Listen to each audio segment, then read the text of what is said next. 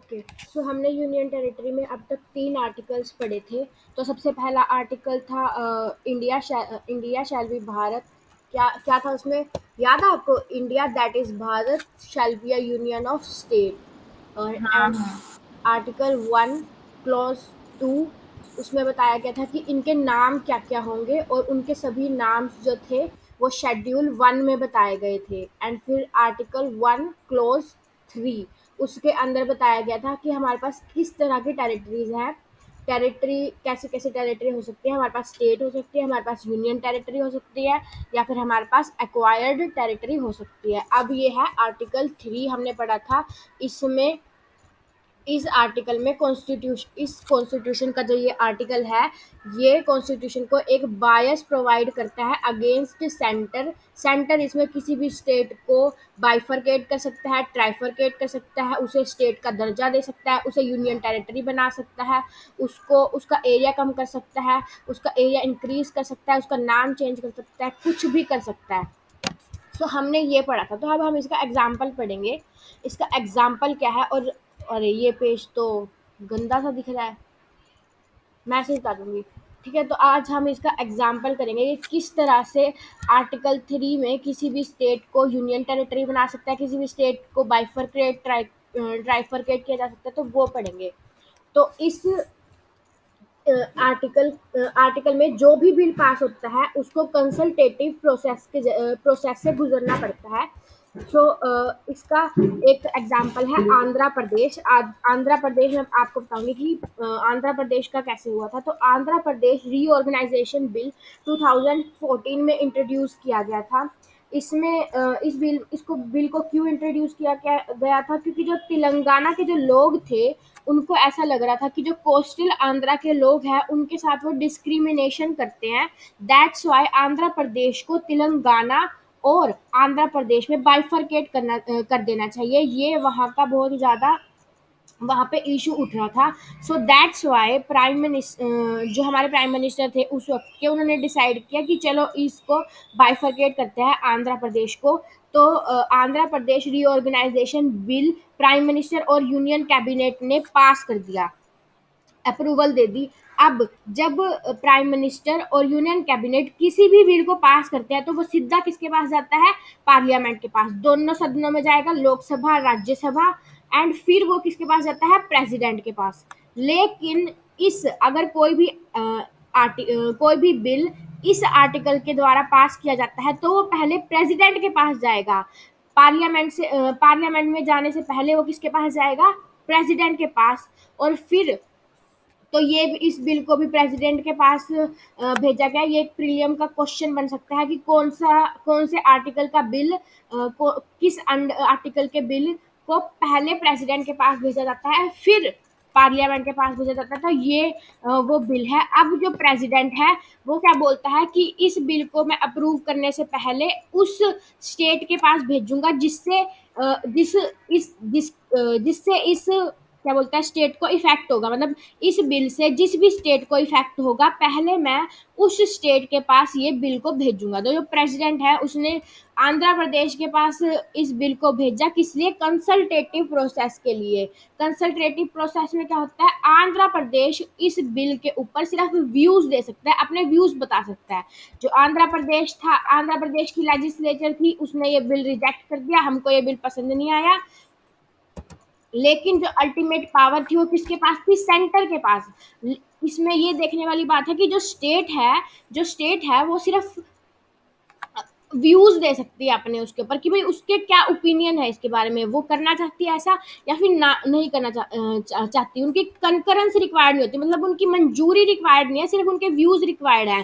President के पास वो bill चला गया, प्रेसिडेंट बोले मुझे कोई फर्क नहीं पड़ता, प्रेसिडेंट ने अप्रूव कर दिया। अब ये बिल जो था वो पार्लियामेंट के पास गया, पार्लियामेंट के दोनों हाउसेज ने इस बिल को पास किया। और एक और मेन बात है कि इस बिल को पास करने के लिए राज्यसभा और लोकसभा दोनों में मेजोरिटी चाहिए। और मेजोरिटी किसकी कौन सी चाहिए? Simple majority. हमने पढ़ा था सिंपल मेजोरिटी क्या होती है? Present and voting. जो भी मेंबर वहां पर प्रेजेंट होंगे और वोट कर रहे होंगे उनकी वोट काउंट की जाएगी, वो होती है सिंपल मेजोरिटी। ये एक प्रीलिम्स का क्वेश्चन बन जाता है। Bill under article 3 requires only simple majority. अब एक इसका एक बहुत इंटरेस्टिंग केस आ जाता है, जम्मू एंड कश्मीर।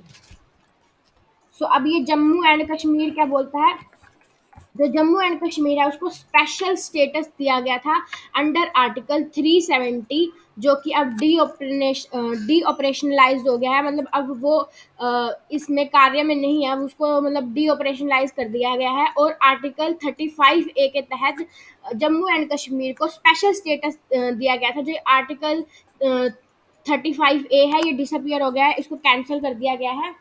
तो एक बात आती है कि हमारी हिस्ट्री में, हमारी इंडिया की हिस्ट्री में 1956 के बाद कोई भी ऐसा केस नहीं देखा गया जिसमें एक पूरी स्टेट को ही डाउनग्रेड करके यूनियन टेरिटरी बना दिया गया है। यूनियन टेरिटरी क्या होती है, बेसिकली यूनियन टेरिटरी वो होती है जिसको पूरी की पूरी तरीके से कौन कंट्रोल करता है, सेंटर। सेंटर उसको उसके लिए रूल्स एंड रेगुलेशन बनाएगा, उसके ऊपर लॉस बनाएगा। स्टेट का कोई भी, उस यूनियन टेरिटरी का कोई भी अपना उस पर कोई भी अधिकार नहीं होएगा। ये होता है यूनियन टेरिटरी। तो दिल्ली एक ऐसा एक्सेप्शन है कि दिल्ली को 1956 में एक स्टेट से एक यूनियन टेरिटरी बनाया गया था। उसके अलावा 1956 के बाद ऐसा कोई भी केस नहीं देखने को मिला जिसमें कि एक स्टेट को यूनियन टेरिटरी बना दिया, जबकि ऐसा हमने देखने को मिला कि एक यूनियन टेरिटरी को स्टेट बना दिया गया हो। ये हमें देखने को मिला है। गोवा है, जैसे कि गोवा पहले एक यूनियन टेरिटरी थी, फिर उसको स्टेट बना दिया गया, लेकिन रिवर्स में आज तक नहीं देखा गया। ये एक अनयूजुअल सी थिंग थी। तो जो जम्मू एंड कश्मीर है उसके पास स्पेशल पावर्स थी। अब देखेंगे कि उसका हुआ कैसे, इसके साथ ये हुआ कैसे। तो 2015 में क्या हुआ, जम्मू एंड कश्मीर में इलेक्शंस हुए।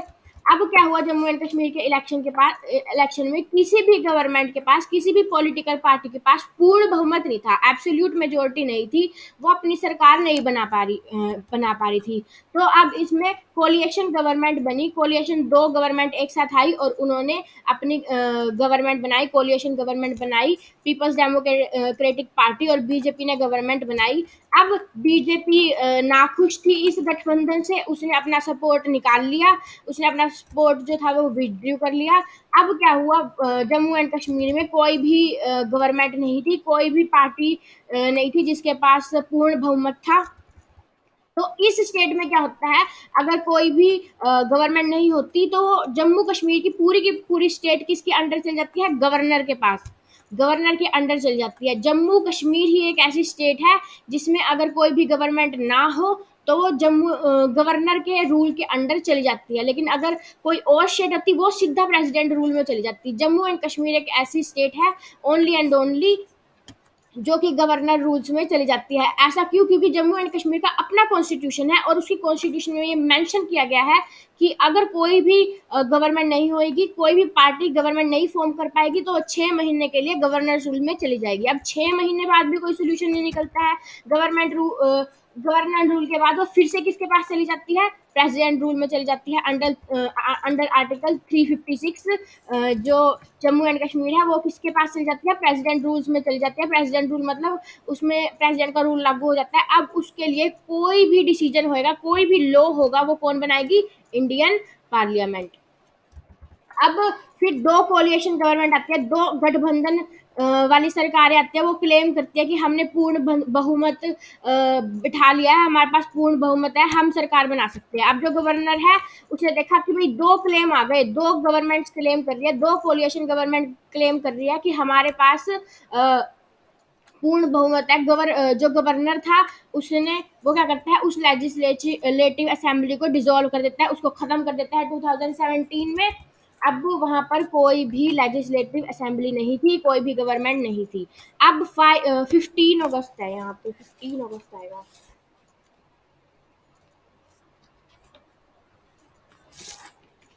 हाँ 15 अगस्त ही आएगा यहाँ पे। अब क्या होता है 15 अगस्त 2019, जो हमारे होम मिनिस्टर थे वन सेकेंड,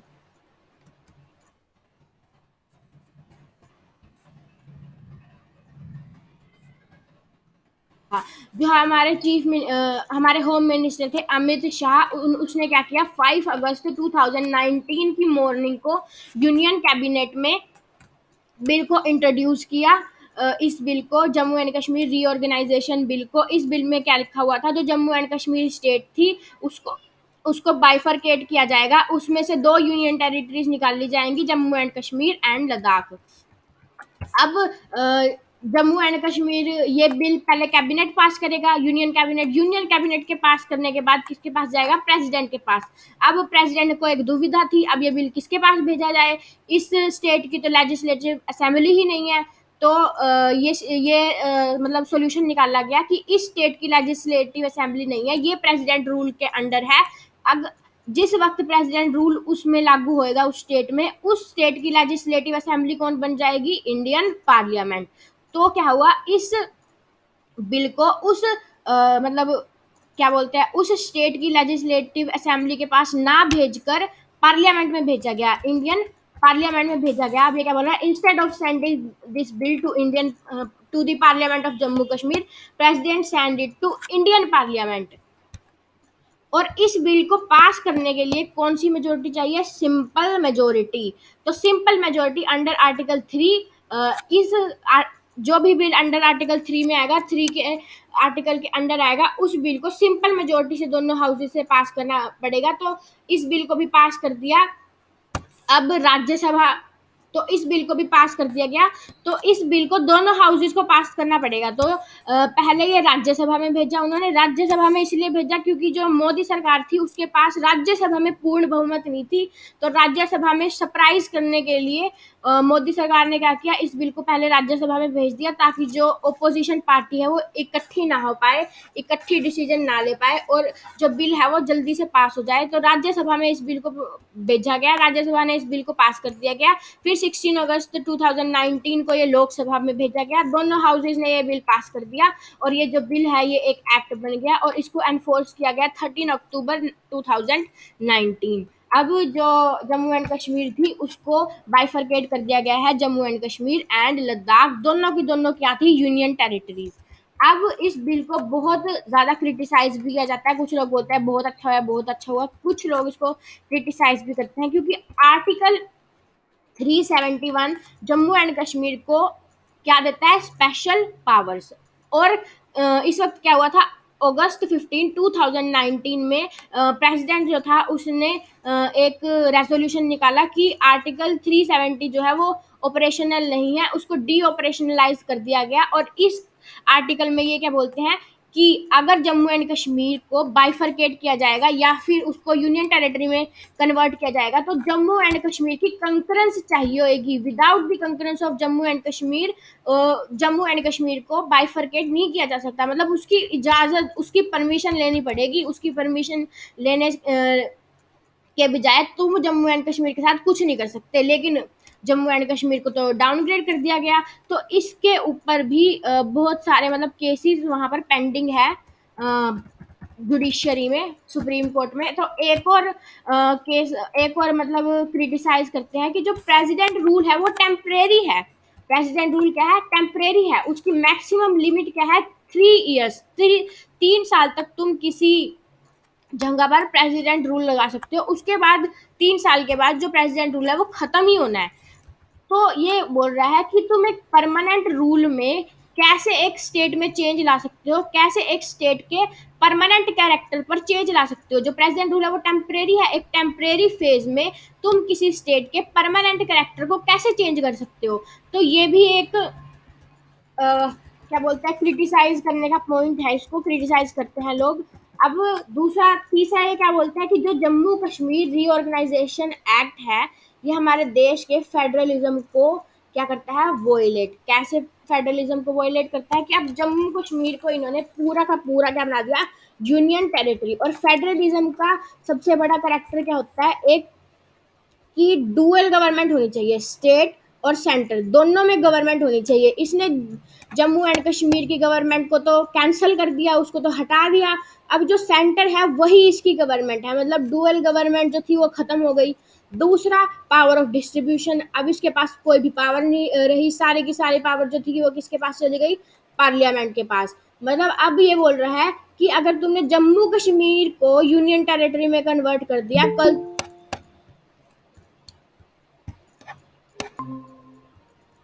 तो अब ये क्या बोल रहा है, तुमने जम्मू कश्मीर को यूनियन टेरिटरी में कन्वर्ट कर दिया, कल तो तुम पूरे कॉन्स्टिट्यूशन को यूनिटरी बना दोगे, सभी की सभी स्टेट को यूनियन टेरिटरी में कन्वर्ट कर दोगे।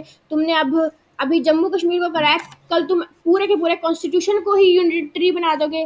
अभी क्या बोल रहा है, इसके लिए कुछ स्टेप्स लगेंगे, प्रेसिडेंट रूल लगाओ और क्या बोलते हैं एक्ट को पास कर दो। और कुछ बोलते हैं कि प्रेसिडेंट रूल भी नहीं चाहिए, इवन विदाउट प्रेसिडेंट रूल, जैसे आंध्र प्रदेश में किया था, इन्होंने बिल पास किया सिंपल मेजोरिटी से और उसको इसमें कन्वर्ट कर दिया यूनियन टेरिटरी में। अब ये क्या बोल रहा है, जो यूनियन टेरिटरी है उसका नेचर ही क्या है, यूनिटरी। तो यूनियन टेरिटरी एक यूनिटरी नेचर को शो करती है, और कल को तुम किसी भी स्टेट को यूनियन टेरिटरी में कन्वर्ट कर सकते हो। मतलब स्टेट का कोई भी व्यू नहीं है इसके, मतलब उसकी इजाजत के बिना ही तुम उसे यूनियन टेरिटरी में कन्वर्ट कर सकते हो, सिर्फ व्यूज चाहिए, बाकी जो भी करेगा वो सेंटर करेगी। तो ये पूरे के पूरे फेडरलिज्म को वोलेट करता है ये आर्टिकल। ये एक चीज बोलता है कि अब व्यूज के ऊपर भी आर्टिकल जो 3 है वो क्या बोलता है कि स्टेट की जो लेजिस्लेचर है वो व्यूज दे सकती है इसके ऊपर। अब जम्मू एंड कश्मीर के केस में उनके व्यूज भी नहीं लिए गए, मतलब उनके व्यूज भी मायने नहीं रखे गए, बिना उनके व्यूज के ही उन्होंने इस एक्ट को बिल बना दिया, जम्मू एंड कश्मीर को बाइफरकेट कर दिया। अब ये क्या बोल रहा है कि क्या प्रेसिडेंट रूल में जो पार्लियामेंट है एक गवर्नमेंट से उसके व्यूज देने की पावर भी छीन सकती है, ये कॉन्स्टिट्यूशन के अगेंस्ट है। अब ये क्या बोला है, व्यूज और लॉ बनाना दोनों अलग अलग चीज है। प्रेसिडेंट रूल में पार्लियामेंट जो है एक स्टेट के लिए लॉज बना सकती है, लेकिन व्यूज कुछ अलग चीज है, ऐसा कुछ मेंशन नहीं किया गया है कॉन्स्टिट्यूशन में। तो इसके बिहाफ पर भी सुप्रीम कोर्ट में पेटिशंस जो है वो पेंडिंग है, इसके ऊपर केस चल रहा है। अब हमने ये पढ़ लिया, अब इसमें एक और चीज आती है कि जैसे जो Andhra Pradesh reorganisation bill pass किया गया था, उससे पहले जो आंध्र प्रदेश था उसके अंदर 18 एमपी थे राज्यसभा में, 18 एमपी थे राज्यसभा में। और ये कहाँ मेंशन किया गया था, शेड्यूल 4 में। शेड्यूल 4 क्या बताता है, representation of states in Rajya Sabha, मतलब किस स्टेट के कितने एमपी राज्यसभा में जाएंगे, ये शेड्यूल 4 ये बताता है। अब क्या हुआ, आंध्र प्रदेश को बाइफरकेट कर दिया, आंध्र प्रदेश और तेलंगाना में। आंध्र प्रदेश के पास अब कितने एमपी रह गए, 11, और तेलंगाना के पास कितने चले गए एमपी, 7। अब ये क्या बोलता है कि अगर तुम कोई भी, अब ये चेंज हुआ कहाँ पे, कॉन्स्टिट्यूशन में। अब तुमको ये चीज कहाँ पे लिखनी पड़ेगी, कॉन्स्टिट्यूशन में, कौन सी लिस्ट में, शेड्यूल 4 में। तो अब तुम इस चेंज का मतलब क्या है, तुम्हें कॉन्स्टिट्यूशन को अमेंड करना पड़ेगा। कोई भी चेंज तुम करते हो तो उसकी वजह से क्या होता है, कॉन्स्टिट्यूशन अमेंड किया जाता है। और एक और चीज, जो आंध्र प्रदेश है वो किस में डिवाइड हो गया, आंध्र प्रदेश और तेलंगाना में। तो स्टेट्स भी एक नई स्टेट बन गई, उसे तुमको कहाँ लिखना पड़ेगा, शेड्यूल 1 में। तो दो शेड्यूल इस चीज की वजह से, आर्टिकल 3 की वजह से क्या हो रहे हैं, दो शेड्यूल्स में क्या करनी पड़ेगी हमें, अमेंडमेंट। अब ये अगले क्या बोलता है कि कॉन्स्टिट्यूशन को अमेंड करने के लिए हमें कौन सी मेजोरिटी चाहिए, स्पेशल मेजोरिटी अंडर आर्टिकल 368। अब यहाँ पे इनका एक मुद्दा क्या है, तुम एक बिल को कैसे पास कर सकते हो, एक बिल जो कि सिंपल मेजोरिटी से पास होता है, जो कि कॉन्स्टिट्यूशन को चेंज कर रहा है, वो कैसे कॉन्स्टिट्यूशन को चेंज कर सकता है, क्योंकि उसके लिए तो स्पेशल मेजोरिटी चाहिए। तुम बोल रहे हो कि एक इस बिल को पास करने के लिए सिंपल मेजोरिटी चाहिए, लेकिन उस बिल से क्या हो रहा है, जो कॉन्स्टिट्यूशन है उसमें चेंजेस आ रहे हैं, उसको अमेंड किया जा रहा है, लेकिन कॉन्स्टिट्यूशन को अमेंड करने के लिए स्पेशल मेजोरिटी चाहिए। तो इस चीज को सॉल्व करने के लिए जो कॉन्स्टिट्यूशन मेकर्स थे उन्होंने आर्टिकल 4 दिया। उन्होंने इसमें क्या किया, क्या बोला कि आर्टिकल 2 और 3, अगर तुम आर्टिकल 2 और 3 में कोई भी चेंजेस लाते हो, कोई भी बिल पास करते हो आर्टिकल 2 और 3 के तहत, तो वो एक अमेंडमेंट कंसीडर नहीं की जाएगी, क्योंकि वो एक अमेंडमेंट कंसीडर नहीं की जाएगी क्योंकि वो सप्लीमेंटल है, वो कॉन्सिक्वेंशियल है। अगर तुम आर्टिकल 2 और 3 में चेंज करोगे तो उसका कॉन्सिक्वेंस क्या होगा कि शेड्यूल 1 और शेड्यूल 4 में भी चेंजेस आएंगे। वो एक इंसिडेंटल था, वो इंसिडेंस से हुआ, ये कॉन्सिक्वेंस था। तो ये एक एक एक्सेप्शन प्रोवाइड करती है कॉन्स्टिट्यूशन को। ये यही बोल रहा है, any state reorganisation bill passed which which are making changes to the schedule 1 and 4, कोई भी बिल पास किया गया जो कि शेड्यूल 1 और 4 में चेंज कर रहा है, don't read this bill as constitution amendment, उस बिल को कॉन्स्टिट्यूशन अमेंडमेंट की तरह तुम मतलब है कि वो कॉन्स्टिट्यूशन को अमेंड कर रहा है। उसका जो प्राइमरी फोकस है किस पे है, रीऑर्गेनाइजेशन ऑफ स्टेट्स में, मतलब स्टेट को रीऑर्गेनाइजेशन करने में उसका प्राइमरी फोकस है, ना कि उसका प्राइमरी फोकस किस पे है, कॉन्स्टिट्यूशन को अमेंड करने के लिए। वो कॉन्स्टिट्यूशन कैसे अमेंड हो गया, उसका कॉन्सिक्वेंस था कि जो कॉन्स्टिट्यूशन था वो अमेंड हो गया।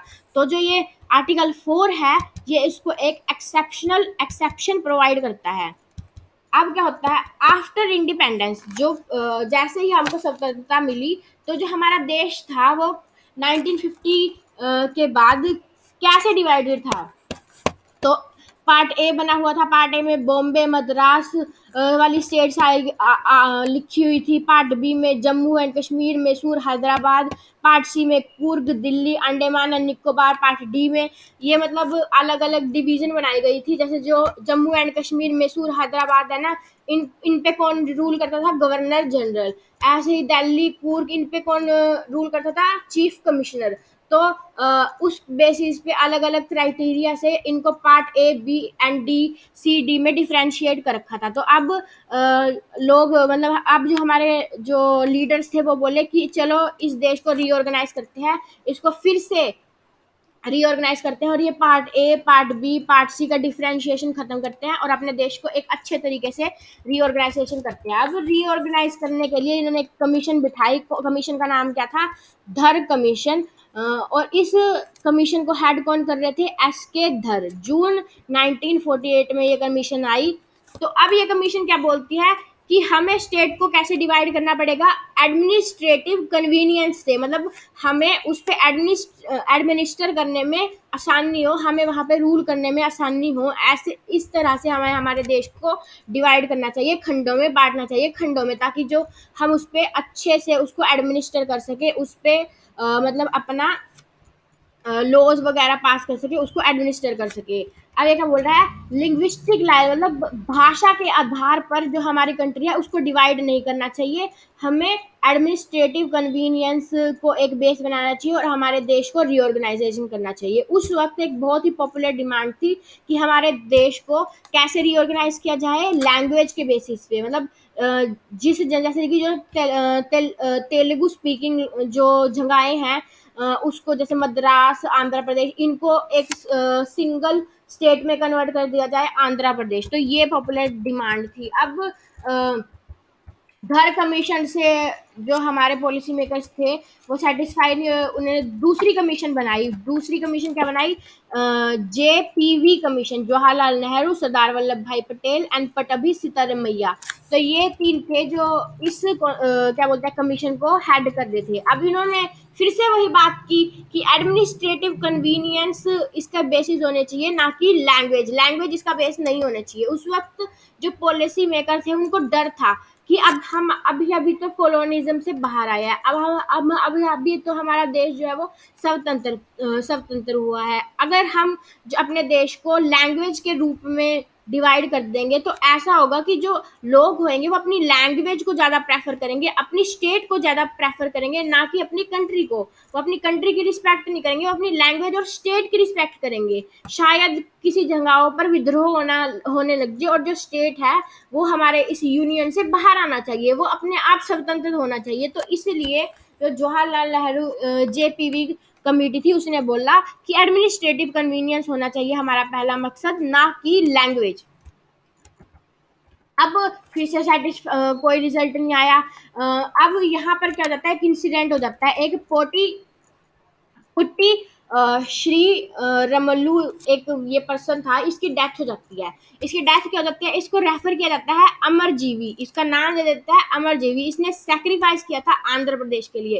ये उसने क्या बोलते हैं हंगर स्ट्राइक कर ली थी, क्या बोलते हैं उसको, अनशन कर लिया था, आमरण अनशन पे चला गया था कि जितना भी तेलुगु स्पीकिंग लोग हैं, जितने भी लोग तेलुगु बोलते हैं, उनके लिए एक अलग स्टेट बनाई जाइए, अलग स्टेट बनाई जाए। वो उस स्टेट का नाम उसने क्या बोला, आंध्र प्रदेश बनाया जाए, आंध्र प्रदेश की फॉर्मेशन की जाए। अब इस भूख हड़ताल में उसकी मृत्यु हो जाती है, और जो एरिया होता है वहाँ का, वहाँ पे क्या हो जाता है, रैयत हो जाती है, रॉयट हो जाती है वहाँ पर, क्या बोलते हैं, हड़कंप मच जाता है। लोग वहाँ पर गुंडागर्दी टाइप करने लग जाते हैं। जो पीएम जवाहरलाल नेहरू थे फिर आते हैं और वो बोलते हैं कि ठीक है, हम इसको आंध्र प्रदेश में बना देंगे, जितने भी तेलुगु स्पीकिंग एरिया है उसको आंध्र प्रदेश में कन्वर्ट किया जाएगा। अक्टूबर 1953 में पहली लिंग्विस्टिक स्टेट बनाई गई आंध्र प्रदेश। प्रीलिम्स का क्वेश्चन बन सकता है।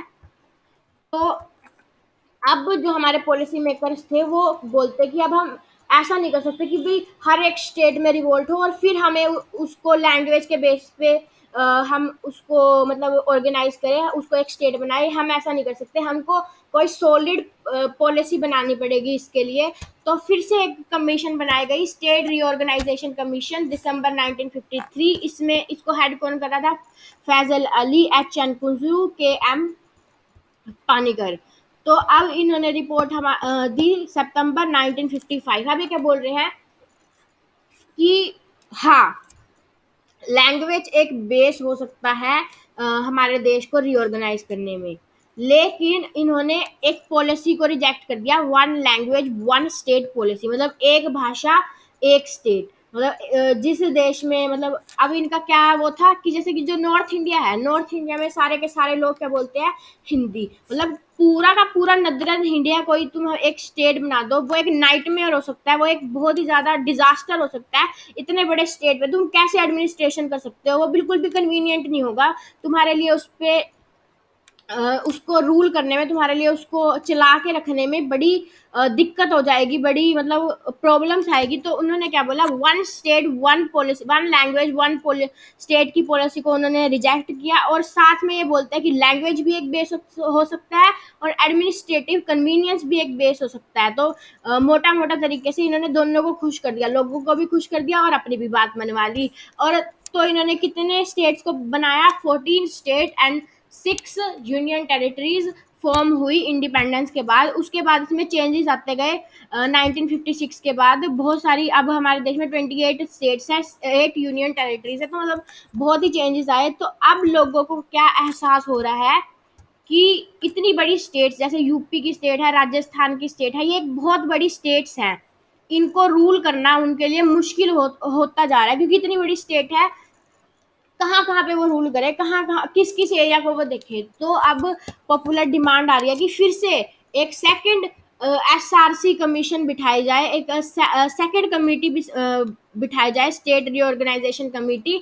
और पॉपुलर डिमांड क्या आ रही है कि यूपी में से दो राज्य निकाले जाएं, हरित प्रदेश बुंदेलखंड, राजस्थान में से मारू प्रदेश, कर्नाटक को किस में से कर्नाटक में से निकाला जाए कूर्ग, महाराष्ट्र में से, महाराष्ट्र भी एक बहुत बड़ी स्टेट है, विदर्भ, और वेस्ट बंगाल में, बंगाल से गोरखालैंड। तो ये सारी पिटिशंस, ये सारी मतलब ये सुझाव है कि भाई ऐसा किया जाए। मतलब डिमांड बढ़ रही है ये इन प्रदेशों में। देखते हैं अब आगे क्या होता है। सो ये था जो हमें मेन मेन देखना था यूनियन एंड इट्स टेरिटरीज में। ये हमारा जो चैप्टर है वो खत्म हो जाता है। कोई क्वेश्चन पूछना है आपको?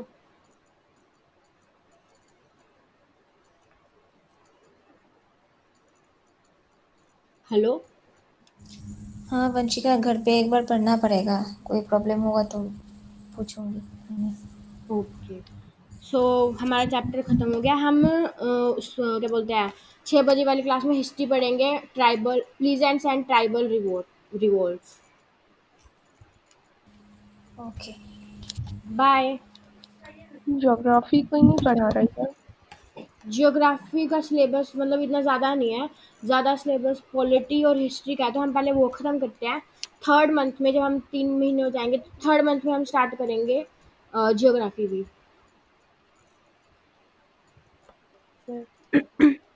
आपने स्टार्ट कर दी जियोग्राफी? मेरा ऑप्शनल तो ज्योग्राफी ही ना, तो मैं पहले से ज्योग्राफी ही कर रही हूँ। ओके। और उसकी ज्योग्राफी का सिलेबस है। ज्योग्राफी का तो बहुत ज़्यादा सिलेबस है ऑप्शनल में। हाँ। हम्म। ओके। बाय। बाय। बाय।